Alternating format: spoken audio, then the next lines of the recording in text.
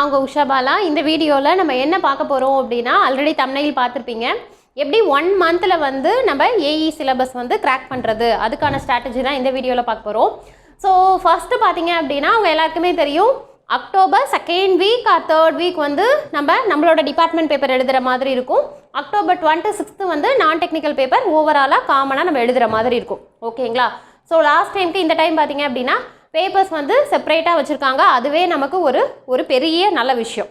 ஓகேங்களா? ஏன்னா லாஸ்ட் இயர்லாம் பார்த்தீங்க அப்படின்னா மார்னிங் ஆஃப்டர்நூன் ரெண்டுமே வந்து அட் அ டைமில் படிக்கிற மாதிரி இருக்கும். அது ரொம்பவே கொஞ்சம் கஷ்டமாக இருக்கும்.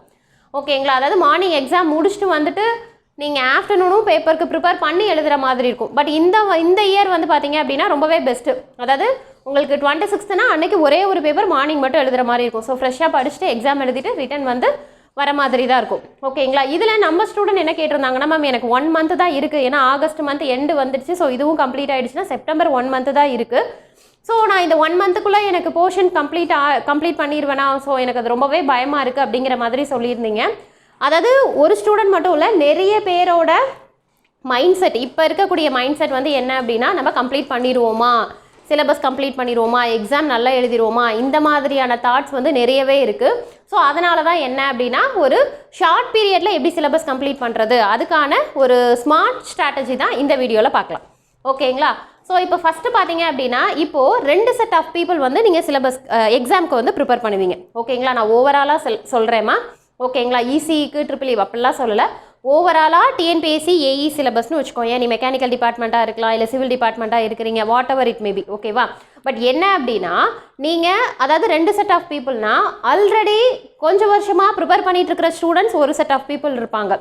இல்லை மேம் நான் இப்போ தான் ப்ரிப்ரேஷன் ஸ்டார்ட் பண்ணியிருக்கிறேன், ஓகே, அந்த மாதிரி ஒரு செட் ஆஃப் பீப்புள் இருப்பாங்க. So 2 set of people prepare பண்ணணும், எக்ஸாம் எழுதணும். ஓகேங்களா? ஸோ அப்படி பார்த்தீங்கன்னா ஃபர்ஸ்ட் திங், இப்போ இந்த ப்ரிப்பேர் பண்ணிகிட்டு இருக்காங்க பாருங்கள். ஆக்சுவலாக ப்ரிப்பேர் பண்ணிகிட்டு இருக்கவங்க தான் ரொம்ப பயப்படுறாங்க.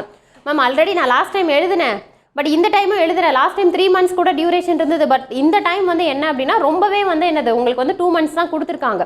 ஓகேங்களா? ஸோ அதனால் இன்னுமே வந்து உங்களுக்கு பயம் ஜாஸ்தியாக இருக்குது. ஓகேவா? ஸோ இப்போ நான் என்ன அப்படின்னா 2 செட் ஆஃப் பீப்புளாக டிவைட் பண்ணிக்கிறேன். இப்போது ஃபீல்டில் ஆல்ரெடி இருக்கிறீங்கன்னு வச்சுக்கோங்களேன். ஓகேங்களா? உங்களுக்கு நான் அதிகமாக பேசணுங்கிறது கிடையாது. ஏன்னா உங்களுக்கு இதுக்கான ப்ளஸ் அண்ட் மைனஸ் ரெண்டுமே உங்களுக்கு தெரியும். நான் என்ன சொல்கிறேன்னு புரியுதா? அதாவது ஏஇ சிலபஸ்னு வச்சுக்கோங்களேன், அதில் கொஷின்ஸ் எப்படி கேட்பாங்க, ஏன்னா ஆல்ரெடி நீங்கள் என்ன பண்ணியிருப்பீங்க, மினிமம் ஒரு 3 times எழுதியிருப்பீங்க. ஓகேங்களா? அதனால் எப்படி கேட்பாங்க, எந்த ஆங்கிளில் கேட்பாங்க, என்ன ஸ்டாண்டர்டில் கேட்பாங்க, இன்னொன்று அது என்னென்ன புக்ஸ் எல்லாம் கவர் பண்ணுவாங்க வரைக்கும் நம்ம ஸ்டூடெண்ட்ஸுக்கு நல்லா தெரியும். இது வந்து என்ன அப்படின்னா ஆல்ரெடி ஃபீல்டில் இருக்கிற ஸ்டூடெண்ட்ஸு. இப்போ தான் நியூவாக ஸ்டார்ட் பண்ணியிருக்கிறேன் அப்படிங்கிற ஸ்டூடெண்ட்ஸ் வந்து என்ன அப்படின்னா, அவங்க இப்போ தான் ப்ரிப்பேர் பண்ணிகிட்டு இருக்காங்க. ஸோ அவங்களோட கொஷின் மார்க் என்னென்னா, ஃபஸ்ட்டு நான் சிலபஸ் கம்ப்ளீட் பண்ணுவேனா அப்படிங்கிறதே ஒரு கொஷின் மார்க். ஓகேவா? நான் 2 பேர்கிட்டையுமே வரேன். ஃபர்ஸ்ட் திங் பார்த்தீங்க அப்படின்னா, ஆல்ரெடி ப்ரிப்பேர் பண்ணிகிட்டு இருக்கிற ஸ்டூடெண்ட்ஸுக்கு வந்து இது வந்து நீங்கள் என்ன நியூவாக ப்ரிப்பேர் பண்ண போகிறதில்ல, என்ன பண்ணிகிட்டு இருக்குவீங்க, ரிவிஷன் தான் பண்ணிகிட்டு இருப்பீங்க. ஏன்னா லாஸ்ட் இயர் படிச்சிருப்பீங்க, அதுக்கப்புறம் உங்களுக்கு இப்போ வந்து முனிசிபல் அட்மினிஸ்ட்ரேஷனுக்கும் படிச்சிருப்பீங்க, தென் அதை தொடர்ந்து இப்போ ஏஇக்கும் படிக்கிறீங்க. ஓகேங்களா? ஸோ நான் உங்களுக்கு சொல்கிறது என்ன அப்படின்னா, கொஞ்சம் ஸ்பீடை இன்க்ரீஸ் பண்ணிக்கோங்க.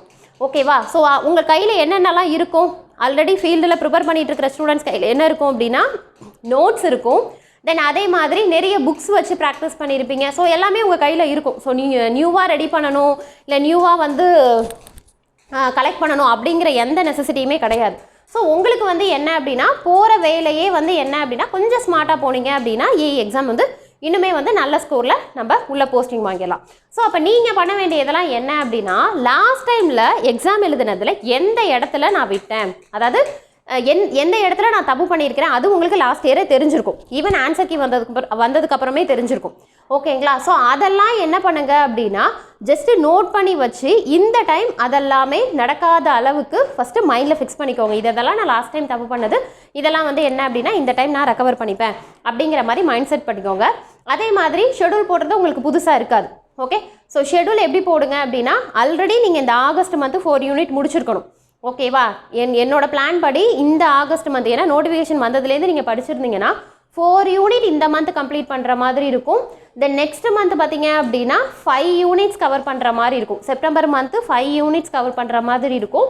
தென் அதுக்கு அடுத்தது ஆகஸ்ட்டு ஃபஸ்ட்டு வீக்குள்ளெல்லாம் நீ என்ன பண்ணிடணும் அப்படின்னா 10th யூனிட். ஸோ டோட்டலாக உங்களுக்கு எல்லா சிலபஸ்க்குமே 10 யூனிட்ஸ் இருக்கும். ஸோ டோட்டலாக 10 யூனிட்ஸ் முடிச்சுட்டு அதுக்கப்புறம் என்ன அப்படின்னா ஓவராலாக செகண்ட் வீக் ரிவிஷன் பண்ணிங்க அப்படின்னா டேரெக்டாக எக்ஸாம் எழுதிடலாம். ஓகேங்களா? ஸோ அதனால் உங்களுக்கு நான் பெருசாக சொல்கிறதுக்கு எதுவுமே இல்லை. பட் இப்போ தான் மேம் நான் ஸ்டார்ட் பண்ணியிருக்கிறேன், இப்போ தான் மேம் ஃபீல்டுக்கே புதுசு, நான் இப்போ தான் படிச்சுட்டு இருக்கிறேன். ஸோ அதனால் ஃபாஸ்ட்டாகவும் படிக்க முடியாது. ஓகேங்களா? இந்த ஷார்ட் பீரியடில் படிக்க முடியாது. ஸோ அதுக்கு என்ன மேம் அப்படின்னா ஃபர்ஸ்ட்டு திங் என்ன பண்ணுங்கள் அப்படின்னா எல்லாருமே வந்து எப்படி நினைப்பீங்கன்னா சிலபஸ் முடிக்கணும். ஓகேங்களா? அதனால் தெரிஞ்ச சப்ஜெக்ட்ஸை மட்டும் படிச்சுருவோம், தெரியாத சப்ஜெக்ட்ஸை விட்டுறலாம். ஓகேங்களா? அந்த மாதிரி நம்ம இன்ஜினியரிங் எக்ஸாம் எழுதுகிற மாதிரி இதுக்கு நீ பிளான் பண்ண அப்படின்னா இந்த பிளான் ஒர்க் அவுட்டே ஆகாது ஃபார் காம்படிட்டிவ் எக்ஸாம்ஸ். நான் என்ன சொல்கிறேன்னு புரியுதாம்மா? ஓகேவா? நீ காம்படிட்டிவ் எக்ஸாம்ஸ் எழுதி நான் கவர்மெண்ட் செக்டாருக்குள்ளே நான் போகிறேன், ஜாப் வாங்க போகிறேன் அப்படின்னு நீங்கள் நினைக்கிறேன்னா ஃபஸ்ட்டு மைண்ட் செட்டே உனக்கு என்ன இருக்கணும்னா என்னோட சிலபஸை நான் ஃபுல்லாக கம்ப்ளீட் பண்ணியிருக்கணும். அடுத்த கொஸ்டின், மேம் ஃபுல்லாக கம்ப்ளீட் பண்ண முடியலன்னு தானே மேம் உங்ககிட்ட கேட்குறோம். நான் என்ன சொல்கிறேன்னா ஃபுல் சிலபஸ்னால் டோட்டல் 10 யூனிட்ஸும் நீ டச் பண்ணியிருக்கணும். நான் என்ன சொல்கிறேன்னு புரியுதாப்பா? ஏன் அப்படின்னா இப்போ நம்ம இன்ஜினியரிங் எக்ஸாமுக்கு மார்க் வாங்கி வந்திருப்போம்ல, ஸோ அந்த யூனிவர்சிட்டி எக்ஸாமுக்குலாம் வந்து என்னென்னா நீங்கள் என்ன பண்ணுவீங்க, இம்பார்ட்டன்ட் கொஷின்ஸை மட்டும் எடுத்து படிச்சுட்டு அட்லீஸ்ட் 35 மார்க்ஸாவது வாங்கிடலாம் அப்படிங்கிற மாதிரி நம்ம படிப்போம். அதே மாதிரி அது வந்துடும். ஃபேக்கல்ட்டி சொல்லுவாங்க இது இம்பார்ட்டன்ட், இதை பார்த்துக்கோங்க, இது இம்பார்ட்டன்ட். ஸோ அதே மாதிரி படிச்சுப்போம். மோஸ்ட் ப்ராபப்ளி நம்ம என்ன பண்ணிடுவோம்னா லாஸ்ட் யூனிட்டை லூஸில் விட்டுருவோம். 5th யூனிட் அந்தளவுக்கு படிக்க மாட்டோம். மிஞ்சி போனால் ஆக்சுவலாக நானும் அந்த மாதிரி தான் பண்ணுவேன். மார்னிங் காலையில் 5th யூனிட்டில் எது இம்பார்ட்டன்ட் கொஷினோ படிச்சுட்டு டக்குன்னு உள்ளே போயிடுவேன் நான். ஓகேங்களா? ஸோ அந்த மாதிரி என்ன மாதிரி ஆளுங்க நிறைய பேர் இருப்பாங்க. ஓகேவா? அப்போ மேக்ஸிமம் 4 யூனிட் படிப்போம். 5th யூனிட் வந்து என்ன அப்படின்னா லாஸ்ட் மினிட்ல சும்மா பார்த்துட்டு போய் எழுதிருப்போம். அது இன்ஜினியரிங் எக்ஸாமில். பட் அந்த தப்பை இந்த காம்படிட்டிவ் எக்ஸாம்ஸில் பண்ணாதீங்க. அதுக்காக தான் சொல்கிறேன்.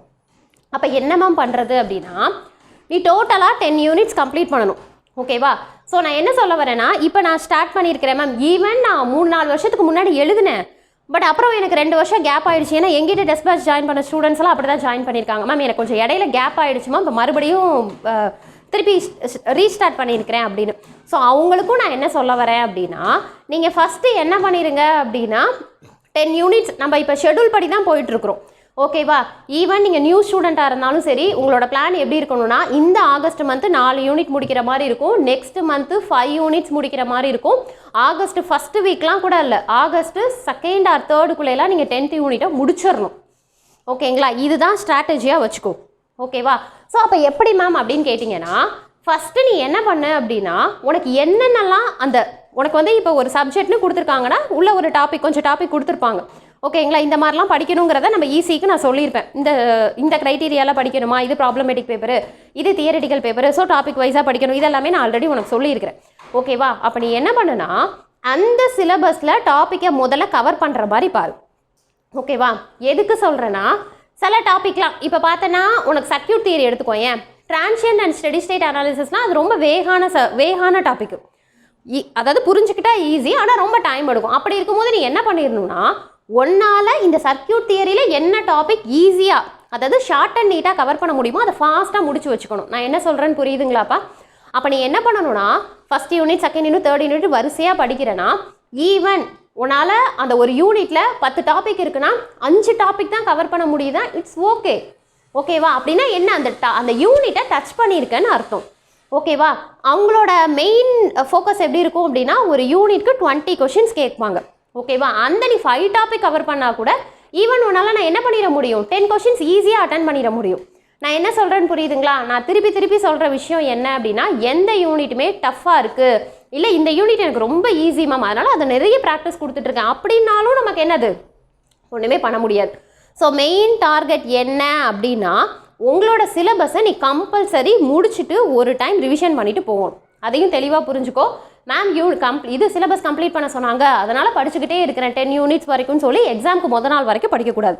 ஓகேவா? நான் சொல்கிறது என்ன அப்படின்னா மினிமம் ஸ்ட்ராட்டஜி என்ன அப்படின்னா 10 யூனிட்ஸ் படிக்கணும், மினிமம் ஒரு டைமாவது ரிவிஷன் பண்ணிவிட்டு நீ எக்ஸாமுக்கு போகிற மாதிரி பார்க்கணும். ஓகேங்களா? ஏன்னா இந்த டைம் வந்து ரொம்ப ஷார்ட் பீரியட். ஓகேவா? ஸோ இந்த 1 month 2 monthஸில் ஸோ அதனால் நிறைய பசங்க வந்து மேம் ரொம்ப வருஷமாக படிச்சுட்டு இருக்க ஸ்டூடெண்ட்ஸோட இப்போ நாங்கள் காம்படிஷன் பண்ணுறோம் மேம், ஸோ அதனால் எங்களுக்கு பயமாக இருக்குது. அப்படிலாம் கிடையாது. ஓகேங்களா? ஸோ காம்படிஷன் வந்துட்டால் நீங்கள் எதையுமே யோசிக்கக்கூடாது. ஓகேவா? நீ என்ன ஸ்மார்ட் வேலை போகிற அதுதான் உங்களுக்கு எந்த வேலை போறியோ அந்த ஸ்மார்ட் தான் உங்களுக்கு என்ன பண்ணுவோம் அப்படின்னா உங்களுக்கு அங்கே ஸ்கோர் பண்ண வைக்கும். ஓகேவா? இது நிறைய பேருக்கு தெரியுது. பட் கொஞ்சம் பேர் என்ன பண்ணிடுறீங்க அப்படின்னா இந்த டெக்னிக்கல் பேப்பர்லாம் இது அதாவது தியரிட்டிக்கல் பேப்பர்லாம் நான் கொஷின் எங்கே கேட்பாங்கன்னே தெரிய மாட்டேங்குது மேம், அதனால் நான் அந்த யூனிட்டே ஸ்கிப் பண்ணிடுறேன் அப்படின்ட்டு போனேன்னா அதிக கொஷின்ஸ் எங்கேருந்து தான் வரும் உனக்கு? தியரிட்டிக்கல் பேப்பர்லேருந்து தான் அதிகம் வரும். ஓகேங்களா, நான் என்ன சொல்கிறேன்னு புரியுதுங்களாமா? ஸோ என்ன அப்படின்னா ஃபஸ்ட்டு சிலபஸை கம்ப்ளீட் பண்ணுற மாதிரி பாரு. ஈவன் இப்போ ஒயர்லெஸ் கம்யூனிகேஷன் உனக்கு சுத்தமாக தெரியல, கையில் மெட்டீரியலும் இல்லை, புக்கும் இல்லை, என்னமெம் பண்ணுறது அப்படின்னா ஜஸ்ட் நீ என்ன அப்படின்னா டாபிக் வைஸாக நெட்டில் போட்டு சர்ச் பண்ணி அதில் என்ன சொல்லியிருக்காங்களோ அதை கீ பாயிண்ட்ஸாக எடு. ஓகேவா, இது உங்களுக்கு என்ன அப்படின்னா இம்பார்ட்டன்ட் பாயிண்ட்ஸை கலர் பண்ணியிருப்பாங்க. ஓகேவா, அந்த பாயிண்ட்ஸ் பார்த்தா கூட உனக்கு அந்த கொஷினில் எக்ஸாம் எழுதும் போது கொஷினில் பார்த்தோன்னா கீழே இருக்க ஆப்ஷனை வெரிஃபை பண்ணேன்னு வச்சுக்கோயேன், அந்த கீ பாயிண்ட் அதில் அப்படியே வரும். சொல்கிறது புரியுதுங்களாமா? ஈவன் உனக்கு ஒன்றுமே புரியலனா கூட அவங்க சொல்கிற கீ பாயிண்ட்டை நோட் பண்ணி வச்சுக்கோ. அந்த கீ பாயிண்ட் கூட உனக்கு என்ன அப்படின்னா கீழே இருக்க ஆப்ஷனில் ஈஸியாக நீ என்ன பண்ணிடலாம், செலக்ட் பண்ணிட்டு போயிட்டே இருக்கலாம். நான் என்ன சொல்கிறேன்னு புரியுதுங்களா? ஸோ அப்போ ஃபஸ்ட்டு என்ன அப்படின்னா டோட்டலாக 10 யூனிட்ஸும் நீங்கள் கம்ப்ளீட் பண்ணணும். ஸோ 2 பேருக்குமே சொல்கிறது அதுதான். அப்போ 10 யூனிட்டை எப்படி 1 மந்த்துக்குள்ளே நான் இப்போ என்ன சொல்லிட்டேன், டோட்டலாக 10 யூனிட்ஸ் முடிக்கணும் அப்படிங்கிறத சொல்லிட்டேன். அதுவுமே எப்படின்னா எது டஃப்பாக இருக்கோ விட்டுருங்க, அதே மாதிரி ரொம்ப டஃப்பான ப்ராப்ளம்ஸாக விட்டுருங்க. ஏன்னா நீங்கள் ஆல்ரெடி ப்ரிப்பேர் பண்ணிட்டு இருக்க ஸ்டூடெண்ட்ஸுக்கு ஸ்டாண்டர்ட் தெரியும், ஏஇயோட ஸ்டாண்டர்ட் தெரியும். ஓகேங்களா, பட் இப்போ நியூவாக இருக்கிறவங்களுக்கு எப்படி கொஷின் கேட்பாங்கங்கிறது தெரியாது. நல்லா தெரிஞ்சுக்கோ, டிஎன்பிஎஸ்சி ஏஇயை பொறுத்த வரைக்கும் தியரிட்டிக்கல் கொஷின்ஸ் அதிகமாக கேட்பாங்க. பர்டிகுலராக ஈஸியில் தியரிட்டிக்கல் கொஷின்ஸ் அதிகம் வரும். இப்போ ma'am problematic paper, control system problematic paper தான், சர்க்யூட் தியரி ப்ராப்ளமேட்டிக் பேப்பர் தான், சிக்னல்ஸ் அண்ட் சிஸ்டமும் ப்ராப்ளமேட்டிக் பேப்பர் தான். இந்த மாதிரி நிறைய இருக்குது. ஆனால் அதில் என்ன பண்ணுவாங்க அப்படின்னா தியரிட்டிக்கல் கொஷின்ஸ் கேட்பாங்க. ப்ராப்ளமேட்டிக் பேப்பர்லையும் தியரிட்டிக்கல் கொஷின்ஸ் ஒரு 4-5 கொஷின் கேட்பாங்க. ஃபார்முலாஸ் பார்த்தீங்க அப்படின்னா உனக்கு டிஃபால்ட்டாகவே 2 ஃபார்முலாஸ் வந்துடும். ஒரு யூனிட்க்கு டோட்டலாக 20 கொஷின்ஸ் எடுப்பாங்கம்மா, அது எல்லாருக்குமே தெரியும்ல, ஏன்னா 200 கொஷின்ஸ். ஸோ ஒரு யூனிட்க்கு 20 கொஷின்ஸ் எடுப்பாங்க. அந்த 20 கொஷின்ஸில் பார்த்தேன் அப்படின்னா அந்த 5 கொஷின்ஸ் அப்படியே புக்கிலேருந்து டெஃபினேஷனாக கேட்பாங்க. உனக்கு அந்த டாபிக் வைஸான டெஃபினேஷன் இருக்கும்ல, அது இல்லைனா கிளாசிஃபிகேஷன், டைப்ஸு, அந்த மாதிரிலாம் கொஷின் கேட்பாங்க. ஓகேவா, தென் அதுக்கு அடுத்தது பார்த்தீங்கன்னா ஃபார்முலாஸே அப்படியே டேரெக்டாக 2 கொஷின் வரும் ஃபார்முலாஸ். தென் அதுக்கப்புறம் பார்த்தீங்கன்னா ப்ராப்ளம்ஸ், அதாவது டேரெக்டாக சப்ஸ்டியூட் பண்ணி நீ கண்டுபிடிக்கிற மாதிரி ப்ராப்ளம்ஸ் இருக்கும். ஓகேங்களா, ஸோ அப்படி பார்த்தீங்கன்னா உங்களுக்கு கிட்டத்தட்ட 10-12 கொஷின் இதிலே கேட்டுருவாங்க. ஓகேவா, ரிமைனிங் இருக்கக்கூடிய ஒரு 3 கொஷின் பார்த்தீங்க அப்படின்னா இன்னும் கொஞ்சம் டஃப்பாக, அதாவது ப்ராப்ளம்ஸ் இன்னும் கொஞ்சம் டெரைவ் பண்ணுற மாதிரி இருக்கும். ஓகேவா, எக்ஸஸாக ஒரு 4-5 பாயிண்ட் எக்ஸ்ட்ரா போடுற மாதிரி இருக்கும். ஓகேவா, நான் என்ன கேட்குறேன்னா அந்த 3 கொஷினுக்கு ஏன் இவ்வளோ எஃபோர்ட் போடுறீங்க?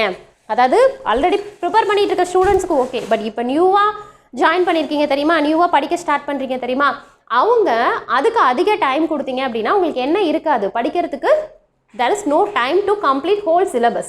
ஓகேவா, அப்போ நீ என்ன பண்ணணும், ஸ்மார்ட்டாக எது ஈஸியானதோ, ஓகேவா, ஈவன் உனக்கு டஃப்பான டாப்பிக்கில் கூட எது ஈஸியாக இருக்கும், ஃபார்முலாஸ் என்ன இருக்குதோ அதை மட்டும் ஈஸியாக கவர் பண்ணுற மாதிரி பாருங்கள். ஓகேங்களா, ஸோ அப்படி பார்த்தா உங்களுக்கு நான் என்னம்மா சொன்னேன், டோட்டலாக 15 கொஷின் சொல்லிட்டேன். ரிமைனிங் இருக்கக்கூடியது பார்த்தீங்கன்னா ஒரு புக் பேக் கொஷின்ஸ் ஒரு 4-5 கொஷின்ஸ் கேட்பாங்கப்பா. ஓகேங்களா, இந்த ஃபார்மேட்டில் கேட்பாங்க. ரிமைனிங் இருக்கக்கூடிய 2-3 கொஷின்ஸ் ரொம்பவே ஹைஃபை ஸ்டாண்டர்ட், அதாவது கேட் லெவலில், ஐஏஎஸ் லெவலில் ஒரு 2-3 கொஷின்ஸ் இருக்கும். அவ்வளோதான், இந்த மாதிரி தான் பேட்டர்ன் இருக்கும். ஓகே, அதே மாதிரி நிறைய பேர் என்ன பண்ணுறீங்கன்னா ப்ரீவியஸ் இயர் கொஷின்ஸ்னு ஒரு 4-5 வருஷத்துக்குள்ள கொஷின்ஸ்லாம் பார்த்துட்ருக்கீங்க. அதுவும் வேஸ்ட்டுமா, டைம் வேஸ்ட்டு. நான் சொல்லிடுறேன். ரீசன் என்னென்னா உனக்கு ஏஇக்கான ஸ்டாண்டர்ட் தெரியணும். ஏஇக்கான ஸ்டாண்டர்ட் தெரியணும்னா இப்போ லாஸ்ட் இயர் எழுதுனாங்க பார்த்தீங்களா, ஜான் மந்தில் எழுதுனாங்க பார்த்தீங்களா, அந்த கொஷினை மட்டும் நீ பார்க்குற மாதிரி பார்த்துக்கோ. ஏன்னா அதுக்கு முன்னாடி உள்ளது அந்தளவுக்கு ஸ்டாண்டர்டாக இருக்காது, கொஷின்ஸ் ரொம்ப பேசிக்ஸாக இருக்கும். நீ அதை பார்த்தனா இவ்வளோதானா, இப்படி தான் கேட்பாங்களா, இது நமக்கு தெரியுதே, ரொம்ப பேசிக்ஸாக இருக்கும். ஓகேவா, ஸோ உனக்கு ஏஇக்கான ஸ்டாண்டர்ட் நீ தெரிஞ்சுக்கணும். ஏன்னா என்னோட ஸ்ட்ராட்டஜிலேயே நான் ஃபஸ்ட்டு என்ன சொல்லியிருப்பேன்னா சிலபஸை ஹார்ட் காப்பி எடுத்து வச்சுக்கோ, 2வது ப்ரீவியஸ் இயர் கொஷின்ஸை ரெஃபர் பண்ணு, 3வது டாபிக் வைஸான நோட்ஸ் எடுங்க, 4வது என்ன சொல்லியிருப்பேன் அப்படின்னா அந்த கொஷின்ஸ் நிறைய ப்ராக்டிஸ் கொஷின் சால்வ் பண்ணிவிட்டு 5th டெஸ்ட் பேட்ச் அட்டன் பண்ணுங்க. டெஸ்ட் பேட்ச் எதுக்காக அப்படின்னா நீ ஈவன் ஒன்றால் கம்ப்ளீட் பண்ண முடியலனா கூட டெஸ்ட் பேட்ச் ஷெடியூல் படி நீ படித்து தான் ஆகணும். ஓகேவா, இந்த வீக் இந்த யூனிட் அப்படின்னா அந்த யூனிட்க்கு தகுந்த மாதிரி டெஸ்ட் பேட்ச்க்கு தகுந்த மாதிரி நீ கம்ப்ளீட் பண்ணி டெஸ்ட் எழுதி தான் ஆகும். ஸோ அதனால் ஒரு டெஸ்ட் பேட்ச் போடுங்க அப்படிங்கிற மாதிரி நான் சொல்லியிருப்பேன் நான். ஓகேங்களா, அதனால் நான் என்ன சொல்ல வரேன் அப்படின்னா இப்போ நமக்கு இருக்கிறது வெறும் 1 மந்த்து. ஓகேவா, 1 மந்த் 1 வீக் தான் இருக்குன்னு வச்சுக்கோங்க, 1 மந்த் 2 வீக்ஸ் தான் இருக்குன்னு வச்சுக்கோங்களேன். ஓகேங்களா, இதில் எப்படி ஷார்ட் அண்ட் நீட்டாக கம்ப்ளீட் பண்ணுறது அப்படின்னா எல்லா யூனிட்டையுமே கம்ப்ளீட் பண்ணுங்க. அட் த சேம் டைம் டஃப்பானதை ஸ்கிப் பண்ணிவிடுங்க. ப்ராப்ளம்ஸ் எல்லாம் டேரக்ட் ப்ராப்ளம்ஸ் மட்டும் பார்த்துட்டு அடுத்தடுத்து மூவ் ஆகும். சரி மேம், நீங்கள் இந்த மாதிரி பண்ண சொல்கிறீங்க, அதுவே டஃப்பான கொஷின்ஸ்லாம் மற்றவங்க செலக்ட் பண்ணிட்டாங்கன்னா அவங்க கட் ஆஃப் வாங்கி அவங்க போஸ்டிங் வாங்கிடுவாங்களே அப்படின்னா அப்படி கிடையாதுமா. சில பேர் என்ன பண்ணியிருப்பாங்கன்னா சம் யூனிட்ஸை ஸ்கிப் பண்ணியிருப்பாங்க, ஓகேங்களா. இல்லைனா சில யூனிட்ஸ் அந்த அளவுக்கு படிச்சிருக்க மாட்டாங்க. அப்போ நீ என்ன பண்ணியிருப்பேன்னா பேசிக்ஸாக படிக்கும்போது உனக்கு அது என்ன ஆகிடும், காம்பன்சேட் ஆகிடும். நீ அதர் யூனிட்கான தியரிட்டிக்கல் கொஷின்ஸும் நீ ஆன்சர் பண்ணும்போது அதுக்கு இது காம்பன்சேட் ஆகிடும். நான் என்ன சொல்கிறேன்னு புரியுதுங்களாப்பா?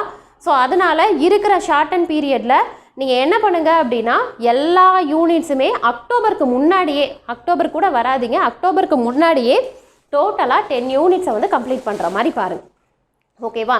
ஸோ கம்ப்ளீட் பண்ணுற மாதிரி பாருங்கள். தென் அதுக்கு அடுத்தது பார்த்தீங்க அப்படின்னா ஸ்டாண்டர்ட் கொஷின்ஸ் அப்படின்னா லாஸ்ட் இயர் கொஷின்ஸ் மட்டும் பாருங்கள், அதுக்கு முன்னாடி உள்ள கொஷின்ஸ் பார்க்க வேண்டாம், ஓகேங்களா. நீங்கள் ப்ரிப்பேர் பண்ணுறதுக்கு முன்னாடியே, இப்போ நீ 4th யூனிட் ப்ரிப்பேர் பண்ணுறதுக்கு முன்னாடியே கொஷின்ஸை பார்த்தா ஒன்றுமே புரியாது, என்னடா என்னென்னமோ கேட்டிருக்காங்கன்னு. நான் என்ன சொல்கிறேன்னா இப்போ சொன்னேன்ல 4th யூனிட் அப்படின்னா இதில் உனக்கு என்னென்ன டாபிக் ஈஸியாக இருக்கோ எல்லா டாப்பிக்கும் என்னால் படிக்க முடியும்னாலும் ஃபாஸ்ட்டாக படிக்கிற மாதிரி பார்த்துக்கோ. மேக்ஸிமம் ஒரு யூனிட்டுக்கு 5 days அப்படிங்கிற மாதிரி ஃபிக்ஸ் பண்ணு, ஓகேவா. ஒரு யூனிட்க்கு 5 days, ஓகேங்களா. என்னோட டெஸ்ட் பேட்ச் ஷெடியூலையும் நான் அந்த மாதிரி தான் போட்டிருப்பேன், ஓகேவா. ஒரு யூனிட்க்கு 5 days, 5 daysக்குள்ளே நான் அந்த யூனிட்டை கம்ப்ளீட் பண்ணணும். இப்போ நீ ஷெடியூல் போட்டிருக்கிற அந்த யூனிட்டை நான் 5 daysக்குள்ளே ஃபுல்லாக கம்ப்ளீட் பண்ணுவேன். ஆனால் உன்னால் 80% தான் கம்ப்ளீட் பண்ண முடியுதுன்னா அதோட அப்படியே நிப்பாட்டிட்டு அடுத்ததுக்கு வந்துடும், ஓகேவா. இப்போ அந்த 5 daysல 4 days வந்து நீ ப்ரிப்பேர் பண்ணுற மாதிரி பார்க்கணும். 5th day வந்து என்ன பண்ணணும் அப்படின்னா ஓவராலாக அந்த 4 நாள் என்ன படித்தோமோ அதை 5th day ரிவிஷன் பண்ணுற மாதிரி பார்க்கணும், ஓகேங்களா. சரி 5th day வந்து 80% தான் முடிச்சிருக்க, ஒரு 2-3 டாபிக் அப்படியே வச்சுருக்கேன்னா அதை அப்படியே பாஸ் பண்ணிவிட்டு என்ன பண்ணிடணும், அடுத்த யூனிட்டுக்கு சுவிட்ச் ஓவர் ஆகிடும். நான் என்ன சொல்கிறேன்னு புரியுதுங்களாமா? ஸோ எல்லாருமே படிப்பாங்க, எல்லாருமே ஆன்சர் பண்ணுவாங்க, ஓகேங்களா. ஆனால் ஸ்மார்ட்டாக யார் திங்க் பண்ணுறாங்களோ அவங்க தான் வந்து என்ன அப்படின்னா அங்கே போஸ்டிங் வாங்குவாங்க. ஆல்ரெடி நான் சொல்லியிருக்கேன் நான். ஸோ அதனால் எந்த விதத்தில், ஏன்னா உங்களோட கெப்பாசிட்டி உங்களுக்கு தான் தெரியும், ஓகேவா. நான் ப்ராப்ளமேட்டிக் பேப்பர் நல்லா போடுறேன் அப்படிங்கிற ஸ்டூடெண்ட்ஸ் வந்து என்ன பண்ண தேவையில்லை, அதிகமாக ப்ராப்ளம்ஸ் கான்சன்ட்ரேட் பண்ண தேவையில்லை. அதே மாதிரி தியரிட்டிக்கல் பேப்பர் ஏன்னா தியரிட்டிக்கல் பேப்பர்லாம் நிறைய பேருக்கு பைகாட் பண்ணனே தேவையில்லை, ஜஸ்ட் ஓவராலாக வாசிச்சுட்டு போனாங்கனாலே அது மைண்டில் நிற்கும். சில பேரோட கெப்பாசிட்டி அந்த மாதிரி இருக்கும், ஓகேங்களா. அப்போ நீங்கள் என்ன பண்ண தேவையில்லை அப்படின்னா ஜஸ்ட் ரீட் பண்ணிட்டு போனால் கூட உங்களுக்கு போதும். ஸோ ஒவ்வொருத்தவங்களுக்கும் ஒவ்வொரு விதமான கெப்பாசிட்டி இருக்கும், ஓகேங்களா. ஸோ உங்களுக்கு என்ன கெப்பாசிட்டியோ அதுக்கு தகுந்த மாதிரி ப்ரிப்பேர் பண்ண மாதிரி பாருங்கள், ஓகேங்களா. சரி மேம், நீங்கள் இவ்வளோ தூரம் சொல்கிறீங்க, நான் வந்து எல்லாமே வந்து படிக்கிறேன், இன்றைக்கி வந்து இதுதான் படிக்கணும்னு சொல்லி நான் புக்கை எடுக்கிறேன், ஆனால் வந்து எனக்கு மைண்டில் ஏற மாட்டேங்குது, ஏதோ ஒரு சம் டிஸ்ட்ராக்ஷன், இது வருமா அது வருமானு எனக்கு அந்த நெகட்டிவ் தாட்ஸு இந்த குழப்பம் இருந்துக்கிட்டே இருக்குது அப்படிங்கிற மாதிரி ஃபீல் பண்ணிங்கன்னா, ஓகேங்களா. நான் இதுக்கு மட்டும் இல்லை, பொதுவாகவே சொல்கிறேன். நீ ஒரு கோல் வச்சுருக்கிற, ஆனால் அந்த கோலை அச்சீவ் பண்ணுறதுக்கு தான் நான் ட்ரை பண்ணிக்கிட்டே இருக்கிறேன், ஆனால் எனக்கு வந்து அந்த கோல் என்னால் ஏதோ ஒரு நெகட்டிவ் தாட்ஸ் டிஸ்ட்ராக்ஷனால் என்னால் அதை அச்சீவ் பண்ண முடியல அப்படின்னு நினச்சிங்கன்னா உங்களுக்கு நான் ஒரு பெஸ்ட்டு மோட்டிவேஷன் சொல்கிறேன். அதை நீ மோட்டிவேஷன்னு வச்சுக்கலாம், இல்லை இன்ஸ்பிரேஷன்னு வச்சுக்கலாம், இல்லை ஒரு பவர்ஃபுல் வெப்பன் கூட வச்சுக்கலாம். அதுக்கு நீ என்ன நேம் வேணாலும் கொடுத்துக்கோ, ஓகேவா. பட் என்ன அப்படின்னா இந்த உலகத்திலேயே சிறந்த ஒரு இன்ஸ்பிரேஷன் என்ன தெரியுமா, நம்ம பெற்றவங்களோட கண்ணீரும் கவலையும் தான், ஓகேங்களா. என்னடா மேம் இந்த மாதிரி சொல்கிறேன்னு நினைக்காதீங்க. ஆக்சுவலாக பார்த்தீங்க அப்படின்னா இப்போது நம்மளோட பேரண்ட்ஸ் வந்து ஏதோ ஒரு ரீசனுக்காக அழுகுறாங்க, பண கஷ்டமோ இல்லை சம்திங் ஏதோ ஒரு கவலைக்காக அழுகுறாங்க அப்படின்னா அவங்க நம்மக்கிட்ட சொல்லிவிட்டு என்ன பண்ணிடுவாங்க அப்படின்னா இந்த மாதிரி ஆயிடுச்சு அப்படின்ட்டு அவங்க ஃப்ரீயாகி போயிடுவாங்க. பட் நீ அதுக்கப்புறம் உன்னால் தூங்க முடியுமா சொல்லு. இப்போ உன்னோட பேரண்ட்ஸ் உங்ககிட்ட வந்து கவலைப்படுறாங்களோ கஷ்டப்படுறாங்களோ அதுக்கப்புறம் உன்னால் என்ன பண்ண முடியாது, தூக்கமே வராது, ஓகேங்களா. அப்போ நீ என்ன பண்ணுவ, ஐயோ என்னடா பண்ணுறதுன்னு ஏதோ ஒன்று பண்ணுவ தெரியுமா. அதோட அவுட்புட் என்ன அப்படின்னா உன்னோட வெற்றியோட உச்சத்தில் போய் நிற்கும், வெற்றியோட உச்சத்தில் போய் உன்னை நிற்க வைக்கும். நான் என்ன சொல்கிறேன்னு புரியுதுங்களாப்பா. ஸோ அப்போ எதுக்காக இதை சொல்ல வரேன்னா ஏதோ டிஸ்ட்ராக்ஷன் ஆகுது, என்னால் படிக்க முடியல அப்படின்னு நீ நினைக்கிற அப்படின்னா சடனாக உன்னோட மைண்டுக்கு நீ என்ன கொண்டு வா அப்படின்னா நம்ம பேரண்ட்ஸ் கஷ்டப்படுறாங்களே, நம்ம பேரண்ட்ஸ் கவலைப்படுறாங்களே, அப்பா அம்மார்கள் கூட சொல்ல மாட்டாங்க, உள்ளுக்குள்ளே வச்சுவாங்க. பட் அம்மா வந்து என்ன அப்படின்னா மோஸ்ட்லி வந்து நம்மக்கிட்ட அழுவாங்க. அதெல்லாம் நினச்சி பாருங்கள், ஐயோ கஷ்டப்படுறாங்க, நம்ம இவ்வளோ நாளாக இந்த புக்கை வச்சுட்டு உட்காந்துருக்கோமே, நம்மளால் எதுவுமே பண்ண முடியலையே அப்படிங்கும் போது இந்த நீ நினச்சி தெரியுமா இந்த நெகட்டிவ் தாட்ஸு டிஸ்ட்ராக்ஷன் நம்மளால் முடியுமா வர முடியுமா அந்த தாட்லாம் போய் நீ என்ன பண்ண ஆரம்பிச்சிருவா அப்படின்னா ஏதாவது ஒன்று பண்ணணும், ஏதாவது ஒன்று செய்யணும் அப்படின்னு சொல்லி ஒரு பைத்தியக்காரத்தனமாக ஒரு விஷயம் பண்ணுவேன். அதோட அவுட்புட் என்ன அப்படின்னா உன்னை கண்டிப்பாக வெற்றியோட உச்சத்தில் நிற்க வைக்கும், ஓகேங்களா. இதை நீ எழுதி வேணாலும் வச்சுக்கோ, ஓகேவா. ஏன் அப்படின்னா நிறைய பேரோட சக்ஸஸ் ஸ்டோரியில் போய் பார்த்தீங்க அப்படின்னா அவங்க சொல்லியிருப்பாங்க என்னோட தன்னம்பிக்கை காரணம், தைரிய காரணம் எல்லாமே உண்மை தான். ஆனால் அதில் பெற்றவங்களோட கவலை கஷ்டமும் இன்க்ளூட் ஆகிருக்கும், ஓகேங்களா? ஸோ இது எல்லாமே சேர்ந்து தான் அவங்க ஏதோ ஒரு விஷயத்துக்காக போராடி முன்னாடி வந்து நிற்கிறாங்க. ஓகேங்களா? ஸோ நீங்களும் அந்த மாதிரி ஒரு நல்ல இடத்துக்கு வரணும் அப்படின்னா நிறைய கஷ்டப்பட வேண்டியிருக்கு. ஓகேங்களா? ஸோ நான் பொதுவாக தான் சொல்கிறேன், ஜென்ரலாக ஒரு கோல்னு அப்படின்னு சொல்கிறேன். நீ படிக்கிறது தான் உன்னோட கோல் அப்படின்னா, இது போஸ்டிங் வாங்குறது தான் உன்னோட கோல் அப்படின்னா, எப்படியெல்லாம் என்னெல்லாம் பண்ணலாம், என்னெல்லாம் செய்யலாம் அப்படிங்கிற மாதிரி யோசித்து, இப்படி போனேன்னா இது தப்பாயிடுச்சா, அப்போ அடுத்த ரூட்டை மாற்று. ஓகேங்களா? நான் உங்களுக்கு ஒரு விஷயம் சொல்லட்டுமா? இப்போது முடியாத விஷயத்த முடித்து காட்டுறதுங்கிறது திறமை கிடையாது. ஓகேவா? நீ என்ன விஷயத்த முடித்து காட்டுறியோ அது மற்றவங்க யாராலையும் செய்யவே முடியாத அளவுக்கு இருக்கணும். நான் என்ன சொல்கிறேன்னு புரியுதாப்பா? ஓகே. ஏன்னா இப்போது எல்லாருக்குமே இப்போ இந்த விஷயம் முடியாதா, இதை நான் செஞ்சு காட்டுறேன் அப்படிங்கிறது திறமை தான், நான் இல்லைன்னு சொல்லலை. ஆனால் நீ என்ன விஷயத்த முடியும்னு செய்கிறியோ மற்றவங்க யாராலையுமே அதை ரீச் பண்ணவே கூடாத அளவுக்கு உன்னோட செயல் வேறு லெவலில் இருக்கணும். அப்படின்னா எப்படி இருக்கணும்? ஐயோ அதுவும், ஐயோ அதை நம்மளாலாம் முடியாதுப்பா, ஐயோ என்னால் செய்யவும் கூடாது, செய்யவும் முடியாத அளவுக்கு உன்னோட செயல் ரொம்பவே தரமாக இருக்கணும். அப்படின்னா என்னென்னா, ஒன் அண்ட் ஒன்லி நீ ஒரு ஆள் தான் இருக்கணும். நீ ஒரு கோல் ஃபிக்ஸ் பண்ணுற அப்படின்னா அதில் வின்னர் ரன்னர் எல்லாமே நீ தான் இருக்கணும். ஒன் அண்ட் ஒன்லி நீ ஒரு ஆள் தான் இருக்கணும், உனக்கு அடுத்து யாருமே இருக்கக்கூடாது. ஓகேவா? அப்போ நீ எப்படி ஃபிக்ஸ் பண்ணணும்? டாப் மோஸ்ட்டில் ஃபிக்ஸ் பண்ணணும். இதை ஏன் நான் சொல்கிறேன் அப்படின்னா, ஸ்டூடெண்ட்ஸ் எக்ஸாம் எழுதுறாங்களோ இல்லையோ, ப்ரிப்பேர் பண்ணுறாங்களோ இல்லையோ, நிறைய கொஷின்ஸ் என்கிட்ட கேட்குறது என்னென்னா, மேம் இந்த வருஷம் கட் ஆஃப் என்ன மேம் இருக்கும்? நான் ஒரே வார்த்தையை நான் என்கிட்ட கேட்ட எல்லாருக்கிட்டையுமே நான் சொல்லிடுவேன், கட் ஆஃப் பற்றி எனக்கு தெரியாதுப்பா அப்படின்னு தான் சொல்லுவேன். ஈவன் எனக்கு தெரிஞ்சால் கூட தெரியாதுன்னு தான் சொல்லுவேன். ஓகேவா? ஏன் அப்படின்னா, உன்னோட கோல் நீ என்ன பண்ணிடுறேன்னா இந்த கட் ஆஃப்குள்ளேயே கொண்டு வந்துடுற. என்னென்னா படிக்கிறோம், கட் ஆஃபை ரீச் பண்ணுறோம், கவுன்சிலிங் போகிறோம், போஸ்டிங் வாங்குகிறோம், இதுதான் உன்னோட டார்கெட்டாக இருக்குது. ஓகேங்களா? டார்கெட்டை அப்படி ஃபிக்ஸே பண்ணாது. ஓகேவா? ஃபஸ்ட்டு ரேங்க் ஃபஸ்ட்டில் நான் எக்ஸாமில் கிளியர் பண்ணணும் அப்படிங்கிற மாதிரி டாப் மோஸ்ட் கோலை அச்சீவ் பண்ணேன், உனக்கு ஆட்டோமேட்டிக்காக என்ன வரும் அப்படின்னா அந்த ரேங்க்குள்ளே நீ கண்டிப்பாக வருவ. ஓகேங்களா? அதை தான் சொல்கிறேன், முடியாத விஷயத்த முடிச்சு காட்டுறது திறமை கிடையாது. நீ எந்த விஷயத்த முடியும்னு நினச்சி செய்கிறியோ மற்றவங்க யாராலையும் அந்த விஷயத்த செய்யவே முடியாத அளவுக்கு உன்னோட செயல் ரொம்பவே தரமாக இருக்கணும். ஓகேவா? அந்த அளவுக்கு நீ என்ன போடணும், எஃபோர்ட் போடணும். ஓகேங்களா? ஸோ அதனால் இந்த நெகட்டிவ் தாட்ஸ்லாம் விடுங்க. டிஸ்ட்ராக்ஷன் எதுவாக இருந்தாலுமே தூக்கி வெளியில் போட்டுட்டு வெளியில் வாங்க. என்ன உன்னால் முடியுதோ, என்னால் இவ்வளோ தான் முடியும், ஓகேவா, பட் ஆனால் இதையே நான் பெஸ்ட்டாக கொடுப்பேன் அப்படிங்கிற மாதிரி நினச்சி படிங்க. தாராளமாக உங்களுக்கு நல்ல ரிசல்ட் தான் வரும். ஓகேங்களா? ஸோ அதனால் எதையும் போட்டு டென்ஷன் படுத்திக்காதீங்கம்மா. ஓகே, வேறு ஏதாவது டவுட் அப்படின்னா எனக்கு கான்டாக்ட் பண்ணுங்கள். தேங்க்யூ.